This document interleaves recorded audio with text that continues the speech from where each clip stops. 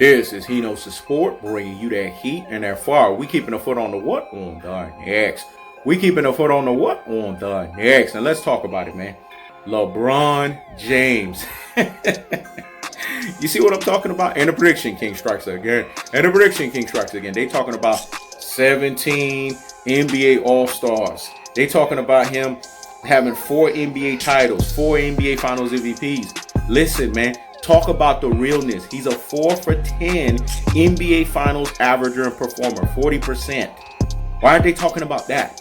Why aren't they talking about him being a G.F.F.O.A.T, greatest finals failure of all time? Why aren't they talking about him winning a Mickey Mouse title? Why aren't they talking about the fact that he won an NBA bubble title? What does the terminology bubble mean? Isolated from reality, i.e. it's an illusion. It's an infinite Tsukuyomi.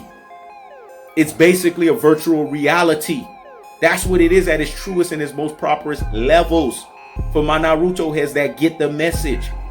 That's why when Mr. Crook a little 35-foot in a shot with the Kevin Durant comes back, it's over. The natural basketball order will return. And the Clippers are coming. I still believe in Kawhi Leonard. And now they got Tyronn Lue. I think that was a good move because Tyronn Lue was a head assistant coach. So they're technically getting the same tutelage. He likes to run things at a fast pace. He likes to run fast breaks. He likes to run transition basketball. And he wants his players to be in elite shape so that they can defend. So I think that's a great move. And I'm going to talk about that in another damn video. But the bottom line is this. LeBron James is G.F.F.O.A.T. He's the greatest finals failure of all time. He won a Mickey fucking Mouse title. Hence, i.e. he was in Walt fucking Disney. You get it? He won a Mickey Mouse title. So hence, i.e. Walt fucking Disney. So hear me. And hear me fucking well. When you think of LeBron James, you think of his losing ways. You think of how many times he's lost. And like I've said before, and I will say it again, if you got LeBron James in your top 10, you are LeBron-tard. If you think LeBron James is better than Kevin Durant, you are LeBron-tard. If you think LeBron James is better than Kobe Bryant, you are LeBron-tard. If you think LeBron James is better than Michael Jordan, you are LeBron-tard.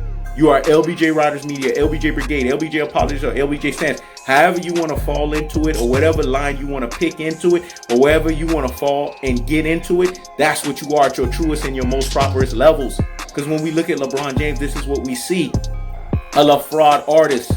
His name is LaFraud James for a reason. NBA Nike needed to recoup an initial $90 million investment, and that's exactly what the fuck they did. So this is why he won this Mickey Mouse title. This is why he won this least path of resistance NBA title. This is why he won this fraudulent fluky on the spot NBA title. This is why he won this NBA pickup game. Not NBA basketball. This was not a real season. This was an aberration. I'm dropping gems and jewels, man. Like a turkey. Gobble that thing up. This was not a real season. This was a aberration. This was a asterisk. LeBron James won a fake title. And you got too many Rudy Poo and Plum Plum Brains. Classic Dolce and Troglodytes. Ultra fanboys with ultra fanboy rhetoric. Not seeing right through this shit. That's why the next generation is going to laugh at this generation. Because they're going to say this is the love participation award generation. They don't get the message and they will never get it.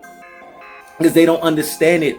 And because they don't understand it, they are thereby going to be clowned for it. Or le clown for it.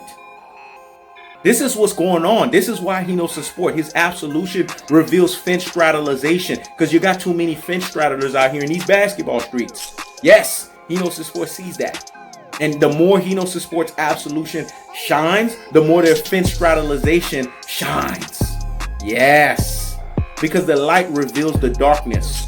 And the darkness cannot hide from the lightness thereof. So the darkness of fence straddleization cannot hide from the lightness of Hino's Sport's absolution.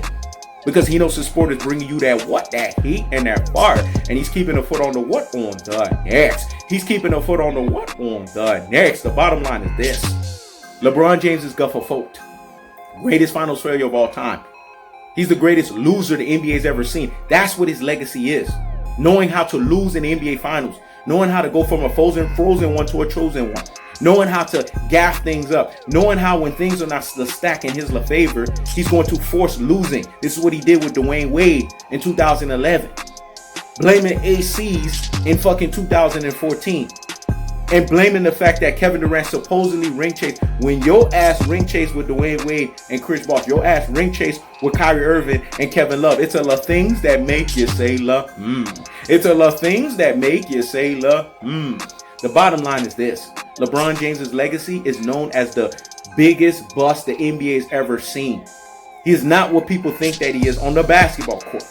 That's the cold-hearted, that's the unadulterated, and that's the cutthroat to television. I keeps the foot on the what? On the X. I keeps the foot on the what? On the X. This is He Knows the Sport. Checking out.